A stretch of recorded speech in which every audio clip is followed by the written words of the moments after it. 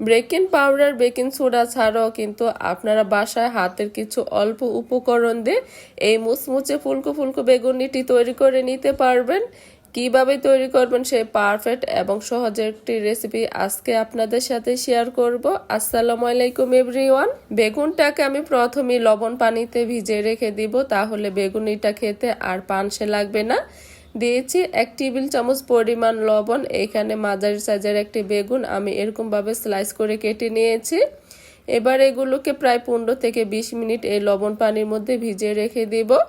এই ফাঁকে আমি বেসনটাকে তৈরি করে নিচ্ছি 1 কাপ পরিমাণ বেসন, দিয়ে দিচ্ছি 3 টেবিল চামচ পরিমাণ কর্নফ্লাওয়ার এবং 3 টেবিল চামচ পরিমাণ ময়দা। এগুলো দিলেই কিন্তু বেগুনিটা অনেক মুচমুচে এবং ফুলকো ফুলকো হবে। বেসনটাকে চেলে নিচ্ছি, ডালের কোনো দানাদার থাকলে তাহলে চালনির মধ্যে আটকে যাবে।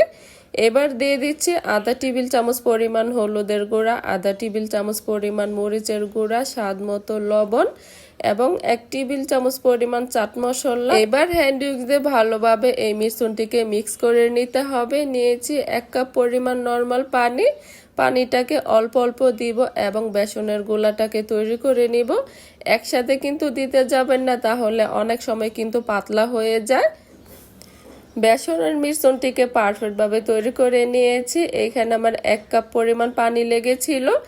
এবার দিয়ে দিচ্ছি 2 টেবিল চামচ পরিমাণ আদা রসুনের পেস্ট। এগুলোকে দিয়ে আবার 8 থেকে 10 মিনিট এই বেসনটাকে হ্যান্ড উইক্স দিয়ে ভালোভাবে ফেটে নিব। তারপর এটাকে রেস্টে রেখে দিব আমি 1 ঘন্টার জন্য। আর যে বেগুনগুলোকে আগে ভিজিয়ে রেখেছিলাম সেগুলো কিন্তু প্রায় 20 মিনিট আমি লবণ পানিতে ভিজিয়ে রেখেছিলাম।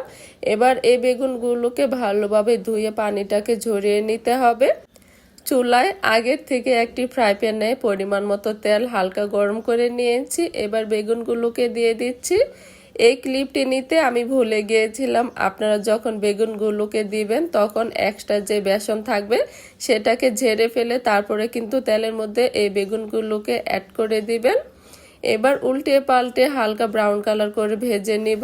আরেকটি কথা, বেগুন দিয়ে কিন্তু চুলার আঁচ বাড়িয়ে রাখবেন না, চুলার আঁচটিকে কমিয়ে রাখবেন, তা না হলে কিন্তু বেগুনগুলো পুড়ে যাবে, তখন আর দেখতে কিন্তু ভালো লাগবে না। আমি চুলার আঁচ মিডিয়ামে করে সময় নিয়ে তারপরে কিন্তু এই বেগুনগুলোকে ভেজে নিয়েছিলাম। এরই মাঝে তৈরি হয়ে গেল বেকিং পাউডার বেকিং সোডা ছাড়া মুচমুচে ফুলকো ফুলকো বেগুনি। এই রোজা এইভাবে একবার হলো আপনারা বাসায় ট্রাই করে দেখতে পারেন। আশা করছি আপনাদের অনেক ভালো লাগবে। তো আজকের মতো এখান থেকে বিদায় নিচ্ছি। যদি রেসিপিটি ভালো লেগে থাকে অবশ্যই একটি লাইক দিয়ে রেসিপিটি দেখে নেবেন এবং সবাই ভালো থাকবেন, সুস্থ থাকবেন। আল্লাহ হাফিজ।